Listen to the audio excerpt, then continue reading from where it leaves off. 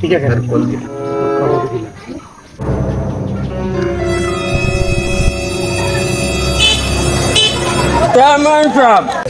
Chairman সাহেব ও বলো দোকানদার বেটায় 3 বছর থাকি আমার এদিক গেন্দা খালি আইজ না আরণ দিমু আমি হিসাব করিয়া 3 বছরে আমার 2880 টাকা ওগুনটা আপনার লইয়া দিতা আমার ফকির বেটার টাকা গুণ লইয়া দিতা আর আমার দেখ কোন দোকানদার? ও যে ওএস দোকানদার ওটার আমার 3 বছর টাকা দিতা। আচ্ছা বলছি ওকে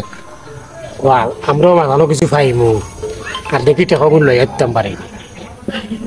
পরামর্শ করি আমরা। হয় হয়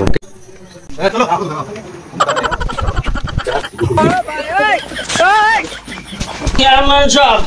ও বাপ্পা আসসালামু আলাইকুম বাকিলার মেম্বার চেয়ারম্যান নাও তো আইলাম ও আমার ফকির বেটা বিচার দিলা আমরা গেছে গিয়া আপনি বুঝি টাকা দিন না কতদিন হয়েছে? 3 বছর থাকি আমার টাকা না খাইলেও কই আরো দিন দিবা ও আমার খাতার ছাড়া হিসাব লেখা আছে ও আমার খাতার বিপর খাতায় জানো যেন বাকি পরে আমি লেখা তো চেয়ারম্যান সাহেব হ্যাঁ উকিল তো পুরো ডিজিটাল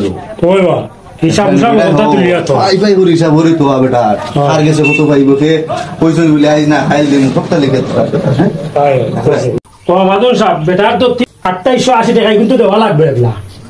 এটা তো আপনার কাছে যে তুই বিচার দিলে কিন্তু দেওয়া লাগবে আপনি দেওয়া লাগবো এগুলো দেওয়া লাগবে কিস্তিতে দেওয়া যায়নি না না এগুলো এগুলো দিলাই যায় আজ দেওয়া লাগবে হইব আইজ আপনি দেওয়াও লাগবো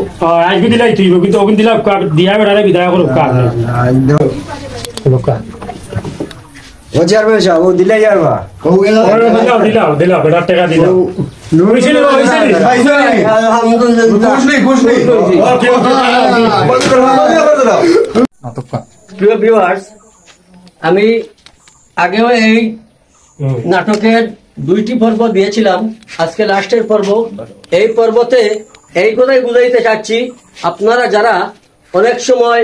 এই যে প্রতিবন্ধী ভিখারি আছে তাদেরকে ভিক্ষা দেন না তাদের সাথে তারিখ করেন প্রতিবন্ধীরা ভিক্ষা নিয়ে তার সংসার পরিচালনা করে যদি আপনারা তাদেরকে ভিক্ষা না দেন তাহলে তাদের সংসার কিভাবে চলবে